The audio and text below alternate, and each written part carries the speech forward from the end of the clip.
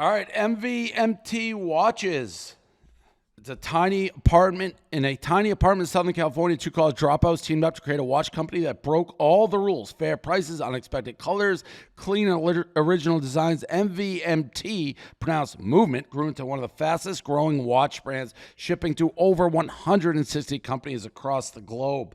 Now MVMT has expanded to blue light glasses that protect your eyes from screens, minimalist jewelry, and more style essentials that don't break the bank, all designed from their California headquarters. MVMT watches have the look and quality of a $400 to $500 watch, what you're paying for a department store, but a cost of a fraction of the price because they're built online and own their process start to finish. You get a beautiful watch shipped right to your door for free. If you don't love it, you can ship it right back for free. They got the blue light glasses as well.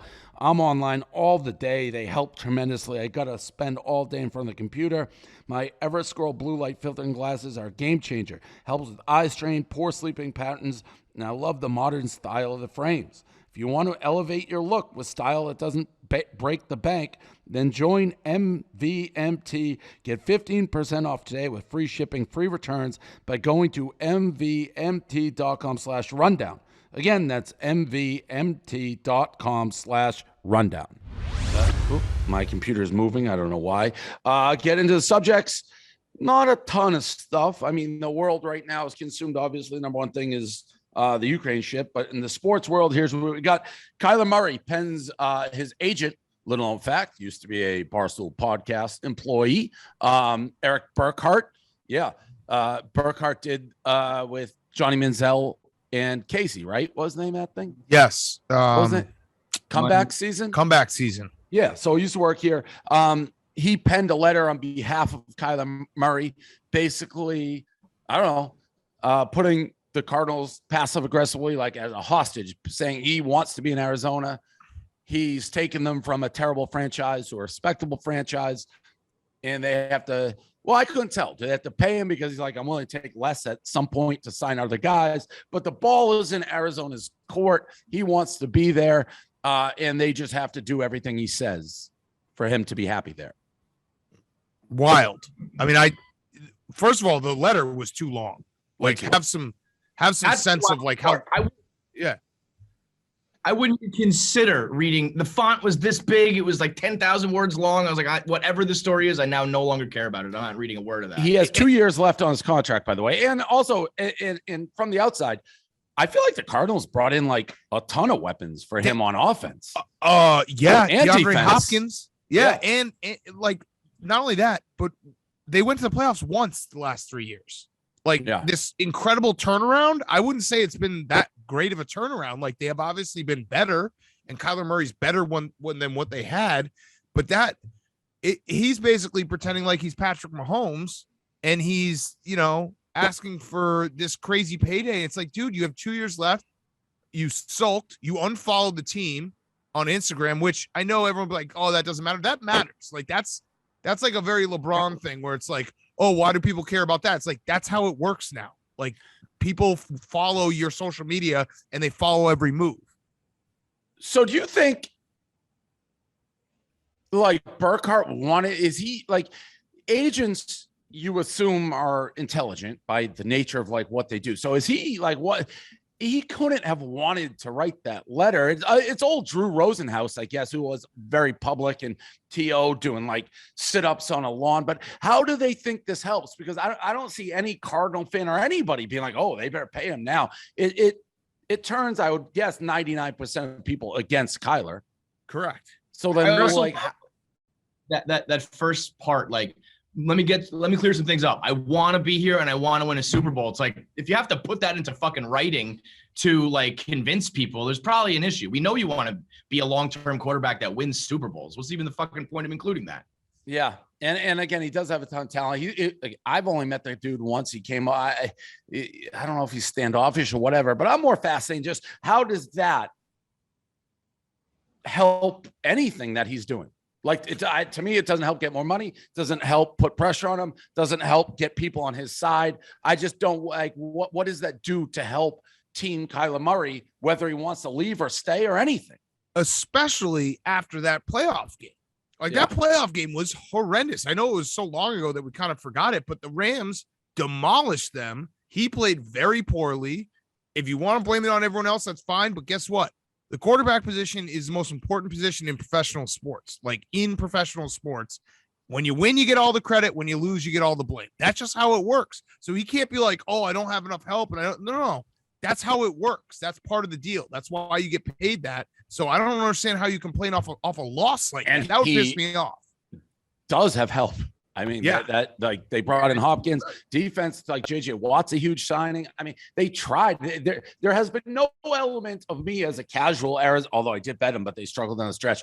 No element of me looking at them being like, Jesus, they're just not trying to win for the guy. They traded Zach Ertz in the middle of the season this year. Literally another weapon for him. They've done everything they could, and I don't think Cliff Kingsbury's a great coach, but it's clear that they were like, hey, let's get a coach who like will run an offense that Kyler wants to run. So I agree. I think it's a wild move for him to do that. I think that hot start for them, like the way they were so hot and then basically fell apart, is why there's so much drama for them. Because it's like they looked like a contender with that start and then obviously fell to pieces, but people got their hopes up so high. But yeah, either way, that doesn't.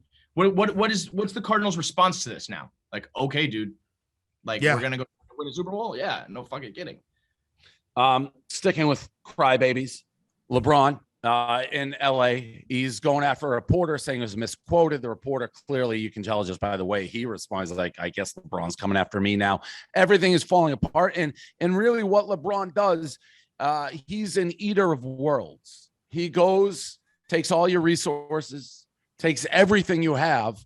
You may have a teeny weeny bit of success. I will say, I don't think the bubble counts. So I don't think he's won a championship in LA, but he is going to leave that franchise just like he's left every franchise in total disarray and far worse when he arrived. He is disgusting.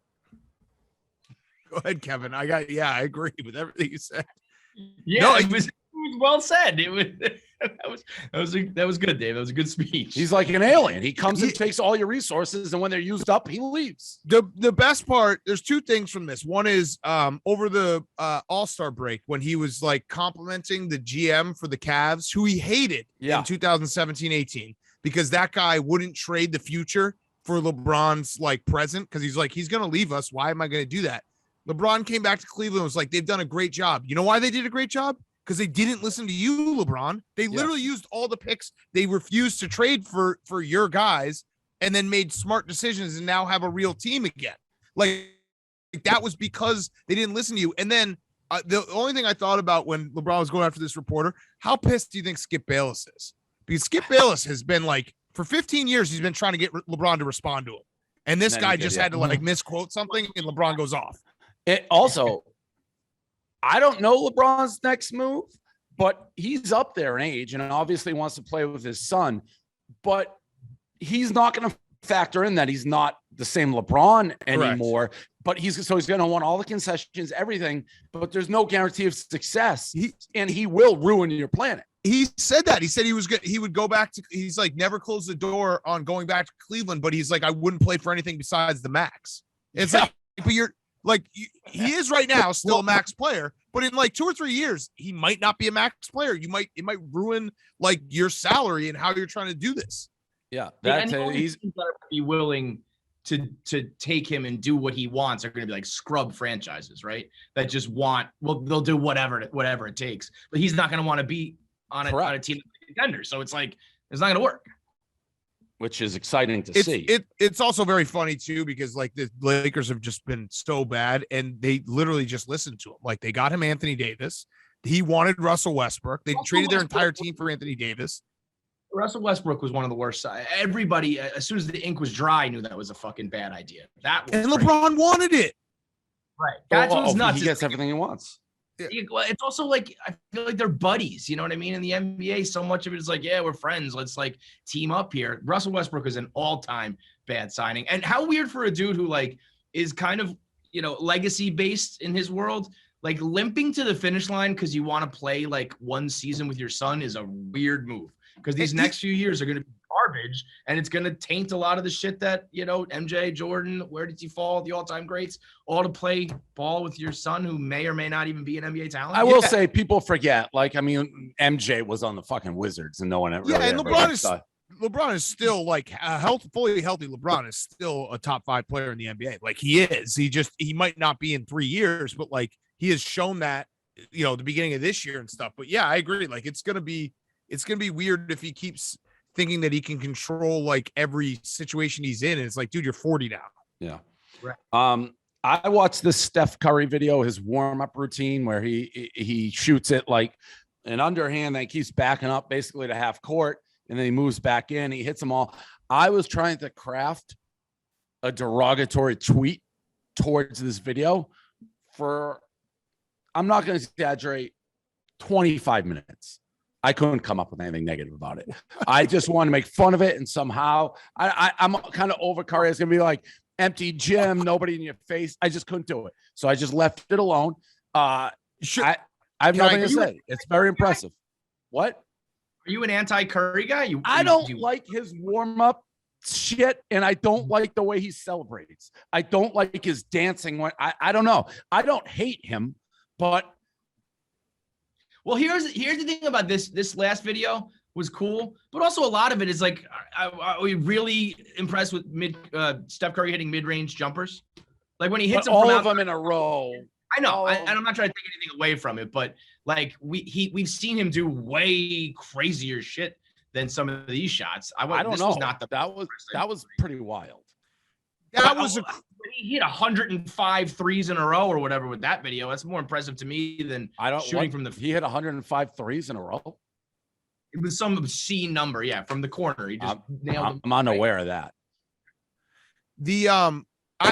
I watched it. Yeah, he did do something like that. Kevin's right. It was something crazy. Where in practice, like he just didn't miss forever. It's got to be so much fun to be that good at basketball. I know that's a very generic thing to say, but that's all I think of when I look at it. I'm like, how much fucking fun that must be to be like, I can just show up and just hit threes from everywhere. It's a video game. He's playing on a video game. Like, when you play a video game easy, it's fun for a little bit because it's like, oh, this is like, I'm just going to score every time. That's just him in real life. I also noticed the front row was like full. And that is sort of unusual for that was just to watch that. I assume. Oh no, that's all the time. Yeah, his warm-ups are like legendary. Yeah, that's when he does crazy shit. Shoots from in the stands, from all the way out. Like, that's that's like batting practice almost for Steph Curry. Yeah, Dave. Crazy. I don't know. I'd have to watch it again. But to fix your dilemma of wanting to say something like mean, I usually just go with the good old fashioned travel. I don't know if he traveled in it. I don't know. Yeah, I went through that. I used to call little kids for travels. Like, yeah, right. It's the best. LeBron's kid when he was like, that's steps. Yeah. Yeah. I don't know if he took. I just gave up. Sometimes you tip your cat. Like, all right, I got nothing on this. I'll let it just go by. Steph is usually like, oh, when nothing's on the line, that's when Steph. Yeah, right. But I think he's got like 9,000 rings, doesn't he? Yeah, he does. He's got right. That's why I can't believe that rhetoric exists at all. Just because he doesn't have finals MVPs is like, it doesn't mean he doesn't perform like his numbers in the finals are fucking amazing. Yeah, Gary Payton, sticking with the NBA, says Shaq used to fill a bucket with piss for a week and then pour it on a rookie's head. We believe in this? I do not. That feels like a lot. I don't think you can do that. I don't care what era it is, what time it is. If that was happening, this would have been a story. Gary Payton also strikes me as a guy who he'll just get talking, like and things will just come out, and who knows what happened. Like we had a guy who maybe got in trouble for doing that at one point, who just likes talking, and then you say shit, and then people are like, wait a minute, like, and you're in a lawsuit. I don't know. I don't know who you're referring to.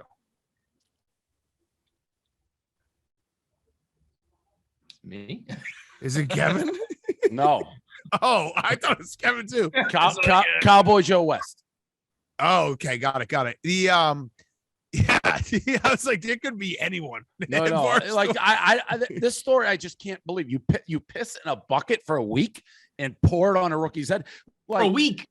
a week. Yeah, and by the way, this isn't college or high school, which is still disgusting. These are like paid guys. Right. Like, I don't see like somebody just accepting a bucket of piss poured on their head. No, maybe Shaq- Mark Madsen. No, dude. Mark Madsen. No, Mark Madsen might. He might be like, Shaq, I love you, dude. Like, that was funny when he poured the piss on me. That's ever been said on the rundown. That is so mean to say that. But it's true. It honestly is sort of believable. Dude, Mark Madsen was the quintessential, like, I'm so pumped to be part of this group.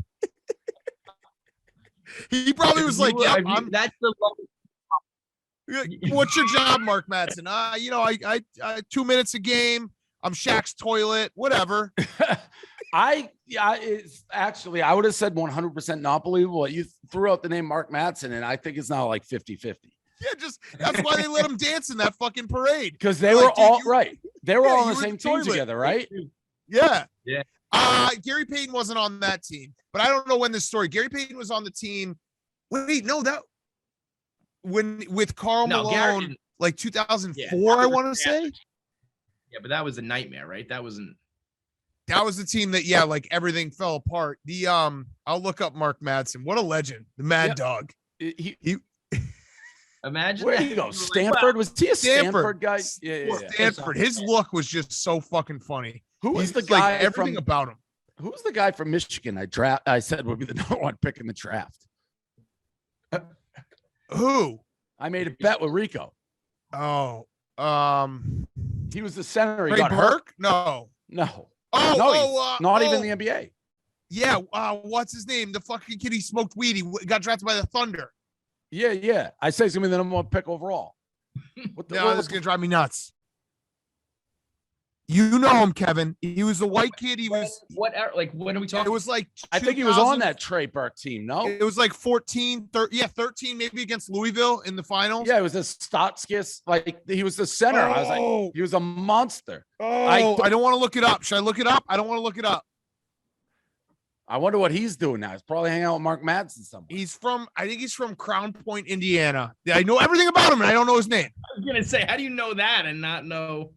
I was off on that one. That's one of my all-time off predictions. That Shaq would never get a title.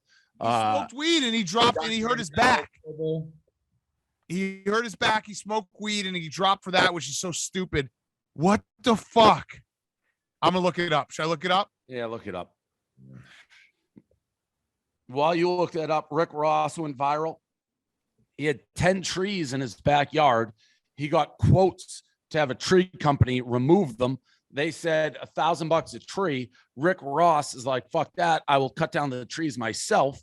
Got his assistant or somebody, big chainsaw, makes a video of him cutting down the trees, saved 10 grand. Somehow he also reposted Gaz this weekend. You must have forgot who the fuck I am. I'm hands-on. I cut down my own motherfucking trees. You can't charge the boss $1,000 a tree to cut it down. I cut down my own motherfucking trees. I got to make room for my animals. I'm the biggest boss. Y'all ready to go cut these trees down? Thank you.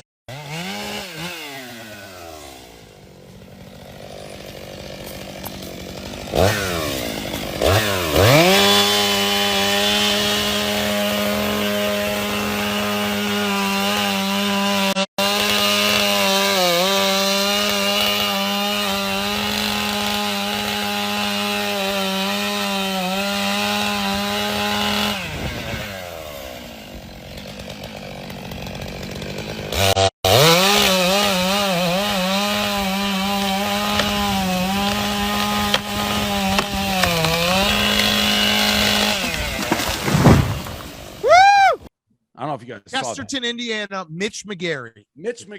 So mad at myself. You said Mitch McGarry was going to be the number one overall. Dude, he was good. I made a bet. I say he's going to be the number one pick in the draft. I had literally every fact about him. I could do it all. Name. Yeah, Mitch McGarry. Yeah, Mark Madsen was definitely a toilet. For sure. Rick Ross. Yeah, Rick Ross posted Paul. Yeah. What? He like posted Gaz on his own Instagram. What? Like reposted a tweet or a story or something? He like took what Paul said, screenshotted it, and put it on his own story of Paul calling him like a boss or something. Yeah, well, Paul's had a love affair with He Rick loves Ross. Rick Ross. Maybe Rick Ross finally maybe he's. I don't know how that came about, to be honest. But anyways, the tree thing, I do have one thing to say. I don't think the cutting down the tree is the hard part.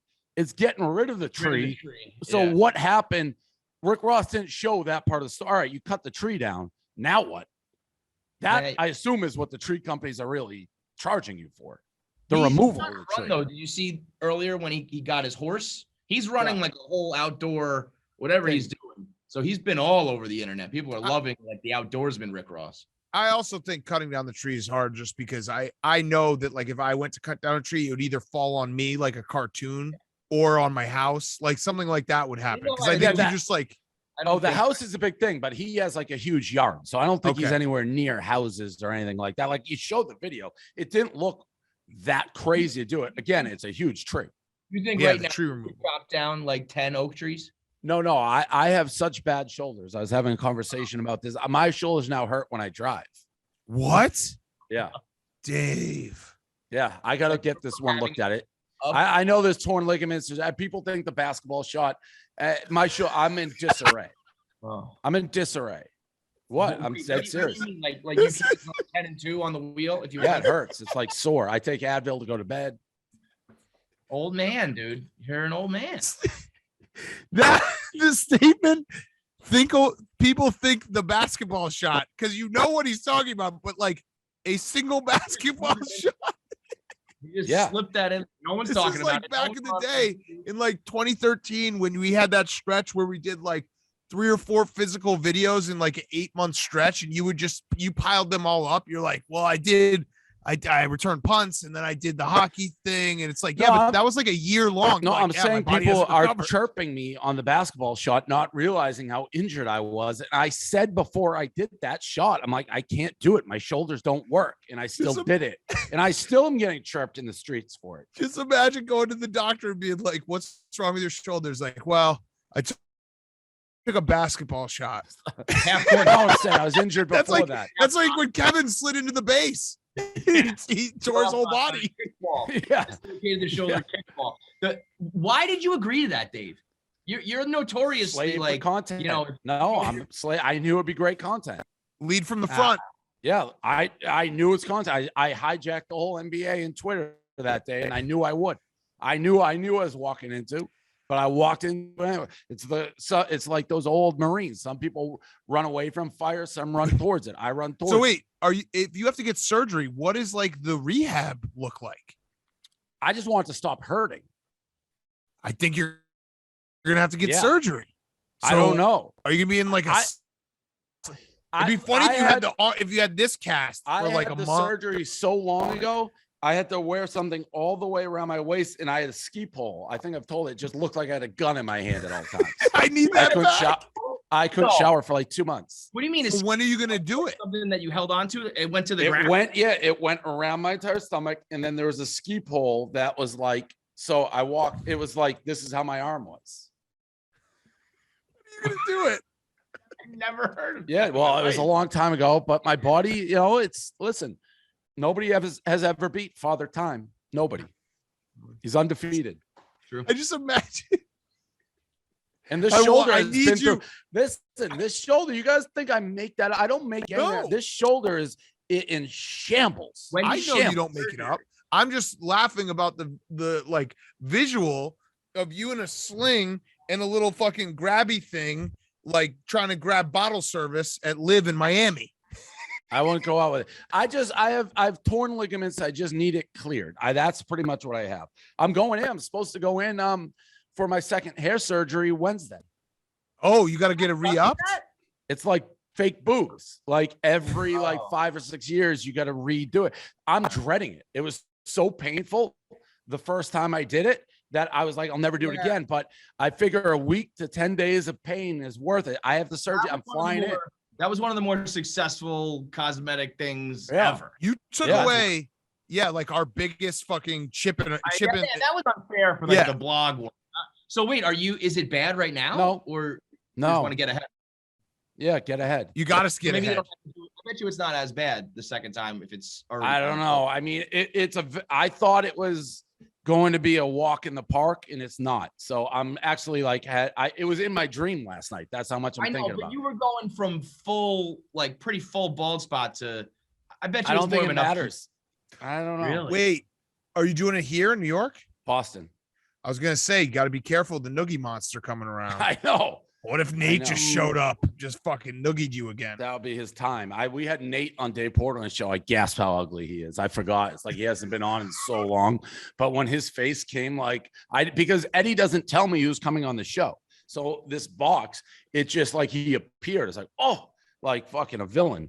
Why is the dog on? We were talking about just like him and as the editor and how everyone gives him shit, basically.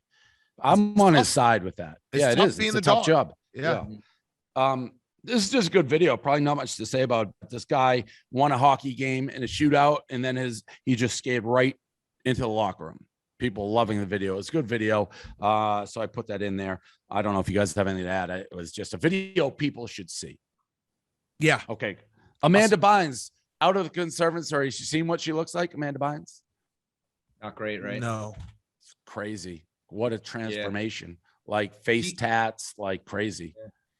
She's Face one where tats. it's like, I think the conservatorship might be there for a reason, like, I don't know. Yeah. I guess everybody deserves to be free. I said that about Britney a lot, but Bynes went really crazy. Yeah. Sad to see. That's all the subjects. Like I didn't have much of anything. Kevin, I saw you get into it over your ghost. First of all, did you really think the Ghost of Kyiv was real at any point? No, but I figured that like he took a couple planes out. I didn't think he did 6. If 5 is what makes you an ace, there's no way someone did 6 in it. Oh yeah, no. If you paid 110, it was clearly fake. I agree with your take. You can give people like something to look like believe in, but anybody who thought that was a real story, you just like if you looked, it's like an ace is a real thing in the history of war. Right. There's like not many of them, and you got to take down 6 planes. They said he did it in 10 minutes in like a 1942 Buick.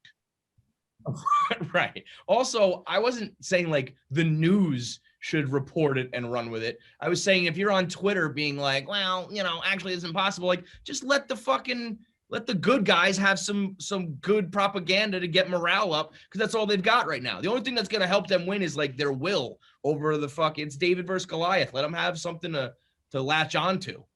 I will say I find all, not that it's good obviously, but like fascinating, like anything war. I don't know where to look like to actually know what the hell's going on. It's like I try to look everywhere, but I mean, how do you know?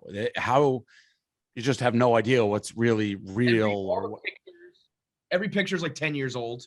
Every story's from a different fight. I will say it's awesome that the Klitschko's are still there. I put a photo that's old, but I had no idea that the Klitschko's were, or one of them was the mayor of the biggest city, Kyiv. I have no idea. That was all like news to me. Yeah. Those guys are all-time badasses, and the president of Ukraine. Yeah, but like his stock, man.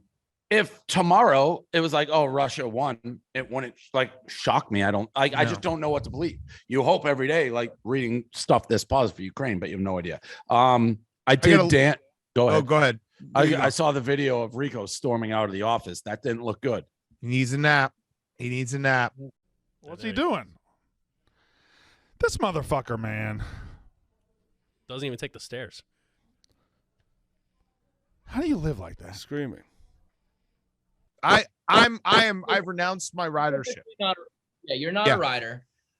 And I told Rico, if you saw me on the street, you'd be like, that's a rider. Because all my actions are that of a rider. But I can't in good conscience continue to ride with the way that he treats me and doesn't listen to anything I say.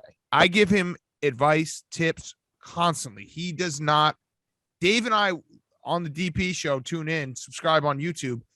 We were giving him like all these ideas of like how to like make, and they were fair. They weren't like, obviously sometimes we're needling him, but he just doesn't want, if you say the numbers aren't great on a show, which they're not, it's a niche show, so I get some of it, but he just, like, we're giving him real advice. Yeah. If you say that, want to hear it. Yeah.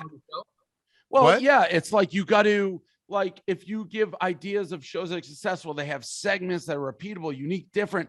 It's like try to do something, but the number like the show has been on Bench Mob long enough that we have enough info on the numbers that you got to keep changing, or else it in podcast form, it's not sustainable. So you got to come up with some concept, idea, something. And he didn't like to hear that. And I'm just done because all I do is try to help him with that show, and like I get him guests, I filled in for him, and then if I say one negative thing, he like loses it on me. It's like, but I can't not be positive.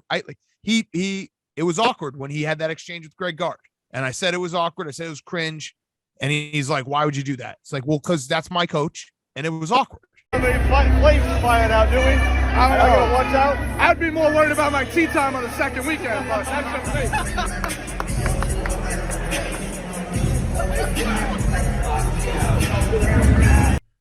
me. He thought he was so funny. Oh, it was pre-planned. It's tough to be that funny when you have a pre-planned. So you're not like, no matter what was said, that line was coming out. Greg Gard could have been like, works. Yeah, Greg Gard could have walked up to Rico and been like, "Hey, I need 20 minutes from you tonight," and he would have said that. Correct. It would have just been like, "What? It makes no sense." Like, how's your family? I hope everybody's doing well. I hope you get past like the next round. So what? But yeah, I mean, but he had a major storm out. Have you seen the video, Kevin? No. So this happened when you guys were giving him advice, or what? Go look at if you have your phone. Yeah. I just tweeted it. I also have something else that we got to talk about real quick. Hilarious moment. So Frank is wearing a Mike Eruzione USA jersey today. Awesome jersey. On the act today, Frank was walking. Joey and Pat were walking into the studio. They had like fake tits they were holding. Frank rolled up his sleeves in his Mike Eruzione jersey and slapped the fake tits. Tomorrow, actually, I think is going to lock out the lockout. Yeah, he is. Which has never been done. Oh, shit. Damn, titties in the office. Oh. So Frank is going to protest the MLB lockout. Joey's holding those titties. Oh my god! Slap the titties. Frank smacked the titties. just slapped the titties. Smacked the titties. Oh, can I see a replay of that? Slapped him. Got a hella titties. Frank slapped the titties? It was an open hand. I think that's a primal move when you see titties. Like, very funny. Like, what are you doing, Frank? Like, gave him a good slap. Mike Eruzione just replied on Twitter. He said, "I'm going to pay that guy not to wear my jersey anymore." That's unbelievable. USA legend. Just no, Rico needs a nap. Yeah, Rico he needs a nap. Also, I mean, what happened to the therapy and the training? I thought we were making progress. Rico, what happened? As long as he doesn't commit violence, we're okay. I also suggest on DP's show, we just have a car always like on idling with the only direction to his therapist. So if something like that, he just gets right in the passenger seat, bang to the therapist. But yeah, that's on. Again, he honestly thinks I'm rooting against his podcast, which makes no sense on any level whatsoever. It's also very difficult to do. College basketball is a major sport, but it's hard to be that focused on that something singular and grow it and make it big. But we'll see. And are you like hashtag done as a rider, or are you leaving the door open? No, Dan. Yeah, no, I told Rico, I was like, until you can either thank me for anything that I did when you were gone, which he never did, or apologize for just basically never listening to, like, you know it, Kevin, you talk to, you help out people in this office when they don't listen to anything you say. And then they're like, well, you're not helping me. I'm like, I got to stop. I can't do this. Sure. So I told him, I was like, I'll help Jake and Marty, which I've already helped them. I already booked him a huge guest for Wednesday.